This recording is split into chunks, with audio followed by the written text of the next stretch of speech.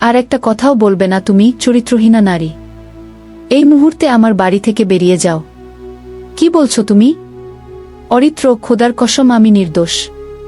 নিজের অনাগত সন্তানের দিকে তাকিয়ে অন্তত একবার আমার কথা শোনো। আমি আর শুনতে চাই না। আম্মু, ওই আঙ্কেলটা অভাবে মাটিতে হাঁটু গেড়ে বসে কাঁদছে কেন? ঢাকার এক উপকেন্দ্রে অরিত্র তার স্ত্রী ময়ূরী এবং বাবা মায়ের সাথে একটি সাধারণ ঘরে বাস করত। অরিত্র একটি বেসরকারি সংস্থায় চাকরি করত। সে ছিল কঠোর পরিশ্রমী, তবে স্বভাবগতভাবে কিছুটা রাগী এবং অন্যের কথায় দ্রুত প্ররোচিত হয়ে যেত। অন্যদিকে ময়ূরী ছিল অত্যন্ত শান্ত, সংস্কারী ও বিচক্ষণ এক মেয়ে, যে বিয়ের পর পুরো মন থেকে সেই পরিবারকে নিজের করে নিয়েছিল। সকাল সকাল ঘুম থেকে ওঠা, সবার জন্য চা বানানো, শ্বশুর শাশুড়ির সেবা করা এবং স্বামীর জন্য টিফিন তৈরি করাই ছিল তার নিত্যদিনের রুটিন। তাদের বিয়ে 2 বছর পর পরিবারে খুশির জোয়ার আসে, যখন ডাক্তার জানান যে ময়ূরী মা হতে চলেছে। ময়ূরী আনন্দের অশ্রুভেজা চোখে অরিত্রকে ফোন করে জানায়, অরিত্র, তুমি বাবা হতে চলেছ। সেই সন্ধ্যায় পুরো পরিবারে আনন্দ উৎসব মেতে ওঠে, মিষ্টি বিতরণ করা হয় এবং অনাগত নতুন অতিথিকে ঘিরে সবাই স্বপ্ন বুনতে শুরু করে। কিন্তু মানুষের সুখ যেন কারো না কারো নজর লেগে যায়। অরিত্রের পাড়াতেই অভিজিৎ নামের এক ব্যক্তি থাকত, যার কাজই ছিল অন্যের ঘরে অশান্তি সৃষ্টি করা। সে ময়ূরীকে বেশ কয়েকবার বাজারে যেতে দেখেছিল, যেখানে ময়ূরী আসলে তার অসুস্থ বাবার জন্য ওষুধ কিনতে যেত। একদিন অভিজিৎ অরিত্রের কান ভাঙানোর জন্য বলল, ভাই, কিছু মনে করো না, তবে আমি তোমার স্ত্রীকে বেশ কয়েকবার এক অপরিচিত লোকের সাথে দেখা করতে দেখেছি। অরিত্র চমকে উঠলেও সরাসরি ময়ূরীকে কিছু না জিজ্ঞেস করে মনে মনে সন্দেহ পুষতে শুরু করল। সে চুপচাপ থাকতে লাগল, রাতে দেরিতে বাড়ি ফিরত এবং ছোটখাটো বিষয়ে রাগারাগি করত। ময়ূরী সব বুঝেও এর কারণ ধরতে পারছিল না। ময়ূরীর গর্ভকাল যখন 7ম মাসে পৌঁছায়, তখন অভিজিৎ অরিত্রকে মোবাইলে একটি অস্পষ্ট ছবি দেখিয়ে বলল, দেখো, এই সেই লোক। প্রকৃতপক্ষে ছবিতে ময়ূরী তার বড় ভাইয়ের সাথে হাসপাতালে যাচ্ছিল, কিন্তু ছবিটিকে এমনভাবে উপস্থাপন করা হলো যাতে সত্যটা অন্য কিছু মনে হয়। রাগে অন্ধ হয়ে অরিত্র সেদিন বাড়ি ফিরে ময়ূরীর বাড়িয়ে দেওয়া পানির গ্লাসটি ছুঁড়ে ফেলে চিৎকার করে বলল, নাটক বন্ধ করো। কার বাচ্চা তোমার পেটে? ময়ূরী অবাক হয়ে কান্নায় ভেঙে পড়ল এবং নিজের নির্দোষিতার কথা জানাল। অরিত্রের বাবা মাও তাকে বোঝানোর চেষ্টা করলেন যে প্রমাণ ছাড়া এত বড় অভিযোগ না আনতে, কিন্তু অরিত্র কারো কথা শুনল না। সে আলমারি থেকে ময়ূরীর ব্যাগ বের করে দরজার বাইরে ছুঁড়ে দিয়ে বলল, আজ থেকে এই ঘরে তোমার কোনো জায়গা নেই, বেরিয়ে যাও। ময়ূরী যখন তার সন্তানের কথা ভেবে অনুরোধ করল, অরিত্র নিষ্ঠুরভাবে বলল, এই সন্তান আমার নয়। ময়ূরী চোখ মুছে ঈশ্বরের ছবির সামনে মাথা নত করে সেই বাড়ি থেকে বেরিয়ে গেল। বাইরে তখন প্রচণ্ড বৃষ্টি হচ্ছিল। ময়ূরী কাঁপতে কাঁপতে ফুটপাতে দাঁড়িয়ে নিজের পেটে হাত বুলিয়ে অনাগত সন্তানকে সান্ত্বনা দিচ্ছিল। ঠিক তখনই তার সামনে একটি সাদা গাড়ি এসে থামল। গাড়ি থেকে প্রায় 60 বছর বয়সী এক বৃদ্ধা নামলেন, যার নাম শর্মিলা বেগম।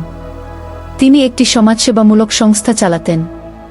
ময়ূরীর অবস্থা দেখে তিনি তাকে পরম স্নেহে গাড়িতে তুলে নিজের আশ্রমে নিয়ে গেলেন।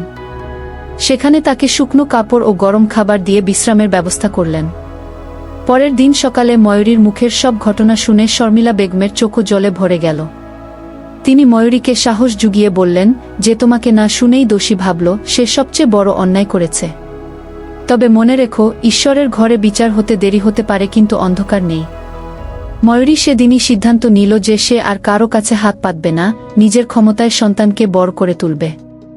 কিছুদিন পর শর্মিলা বেগম তাকে অফিসের ছোটখাটো কাজ দিলেন, আর ময়ূরী ধীরে ধীরে কম্পিউটার চালানো শিখে নিল। এদিকে অরিত্রের ঘরে ময়ূরী চলে যাওয়ার পর এক সুনসান নীরবতা নেমে এসেছিল, কিন্তু অরিত্রের অহংকার তখনও ভাঙেনি। আর অভিজিৎ প্রতিদিন এসে তার কানে বিষ ঢালতে থাকল। কয়েক মাস পর এক রাতে ময়ূরীর প্রসব বেদনা উঠলে শর্মিলা বেগম তাকে হাসপাতালে নিয়ে যান এবং সেখানে ময়ূরী একটি সুন্দর পুত্র সন্তানের জন্ম দেয়, যার নাম রাখা হয় অর্ণব। অর্ণবের আগমনে ময়ূরীর জীবনে নতুন আশার আলো সঞ্চারিত হয়। দিন কাটার সাথে সাথে অরিত্রের জীবনে বিপর্যয় নেমে আসে। তার কোম্পানিতে আর্থিক মন্দা দেখা দেওয়ায় অনেক কর্মচারীর সাথে অরিত্রেরও চাকরি চলে যায়। জমানো টাকাও শেষ হয়ে আসছিল, আর তার বাবার শরীরও খারাপ হতে থাকল। চিকিৎসার টাকা না থাকায় যখন অরিত্র অভিজিতের কাছে সাহায্য চাইল, অভিজিৎ পরিষ্কার মানা করে দিল। অরিত্র প্রথমবার বুঝতে পারল যে যার কথায় সে নিজের সংসার ভেঙেছে, সেই বিপদের সময় সবার আগে হাত গুটিয়ে নিল। 4 বছর কেটে গেল। অর্ণব এখন 4 বছরের এক বুদ্ধিমান ও সংস্কারী ছেলে, যে বড় হয়ে গরিবদের বিনামূল্যে চিকিৎসা দেওয়ার জন্য ডাক্তার হতে চায়। এদিকে ময়ূরীর কঠোর পরিশ্রম আর মেধার জন্য শর্মিলা বেগম তাকে সংস্থার মূল সমন্বয়কের দায়িত্ব দেন। নারীদের কল্যাণে আয়োজিত এক বিশাল অনুষ্ঠানে ময়ূরীর দক্ষতার প্রশংসা করে এক বিখ্যাত শিল্পপতি মঞ্চ থেকে বলেন, আজকের সবচেয়ে বড় অনুপ্রেরণা হলেন ময়ূরীজি। পুরো হলরুম করতালিতে মুখরিত হয়ে ওঠে। আর ময়ূরীর চোখে আত্মসম্মানের আনন্দাশ্রু দেখা দিল। ঠিক সেই দিনই অরিত্র তার অসুস্থ বাবাকে নিয়ে এক সরকারি হাসপাতালে লাইনে দাঁড়িয়েও চিকিৎসা করাতে না পেরে চরম হতাশায় ভুগছিল। হঠাৎ হাসপাতালের বাইরে টাঙানো একটি বড় ব্যানারে তার নজর গেল, যেখানে লেখা ছিল শর্মিলা সেবা ট্রাস্ট, দরিদ্রদের জন্য বিনামূল্যে চিকিৎসা শিবির, এবং নিচে প্রধান সমন্বয়ক হিসেবে ময়ূরীর ছবি দেওয়া ছিল। যে স্ত্রীকে সে 4 বছর আগে চরিত্রহীন বলে ঘর থেকে তাড়িয়েছিল, আজ সে শত শত মানুষের সেবায় নিয়োজিত। অরিত্র ট্রাস্টের ঠিকানা নোট করে নিল এবং পরদিন সকালে কাঁপতে কাঁপতে সেখানে পৌঁছল। দেওয়ালের সব ছবিতে ময়ূরীর সমাজসেবামূলক কাজের রূপ দেখে অরিত্রের বুক ভেঙে আসছিল। কিছুক্ষণ পর সাদা শাড়িতে আত্মবিশ্বাসী ময়ূরী তার 4 বছরের ছেলেকে নিয়ে হল থেকে বেরিয়ে এলো। অরিত্রকে সামনে দেখে ময়ূরীর চোখেও পুরনো স্মৃতি ভেসে উঠল। অরিত্র কেঁদে ফেলে ক্ষমা চেয়ে বলল, আমার খুব বড় ভুল হয়ে গেছে ময়ূরী। ঠিক তখনই অর্ণব জিজ্ঞেস করল, আম্মু, এই আঙ্কেল কে? ময়ূরী শান্ত গলায় বলল, অর্ণব, ইনি তোমার বাবা। অর্ণবের অবিকল নিজের মতো মুখ আর হাসি দেখে অরিত্র হাঁটু গেড়ে বসে মাথা ঠেকে ফুপিয়ে কেঁদে উঠল, যে সে নিজের সন্তানকেই জন্ম নেওয়ার আগেই অস্বীকার করেছিল। শর্মিলা বেগমও সেখানে এসে অরিত্রকে বললেন, যেদিন তুমি সত্য না জেনে এই মেয়েকে তাড়িয়েছিলে, সেদিনই তুমি তোমার পরিবারের সুখ হারিয়েছ। ক্ষমা আমার কাছে নয়, ওর কাছে চাও। অরিত্র হাত জোর করে ময়ূরীর কাছে ক্ষমা চাইল। এমন সময় ট্রাস্টের এক কর্মচারী এসে জানালেন যে অভিজিৎ নামের এক ব্যক্তি ময়ূরীর সাথে দেখা করতে চান। অভিজিৎ ভেতরে এসে অরিত্রকে দেখে ভয় পেয়ে গেল এবং সবার সামনে নিজের অপরাধ স্বীকার করে কেঁদে ফেলল। সে জানালো যে 4 বছর আগে ঈর্ষাব সে অরিত্রের কাছে মিথ্যা বলেছিল এবং ছবিতে ময়ূরীর সাথে থাকা পুরুষটি আসলে তার বড় ভাই ছিল।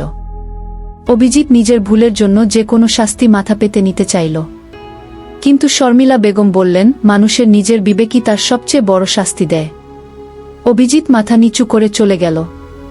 কিছুদিন পর অরিত্র তার অসুস্থ মা বাবাকে ট্রাস্টে নিয়ে এসে ময়ূরীর সাথে দেখা করালো এবং ময়ূরীর শাশুড়ি কেঁদে ফেলে ময়ূরীর হাত ধরে ক্ষমা চাইলেন।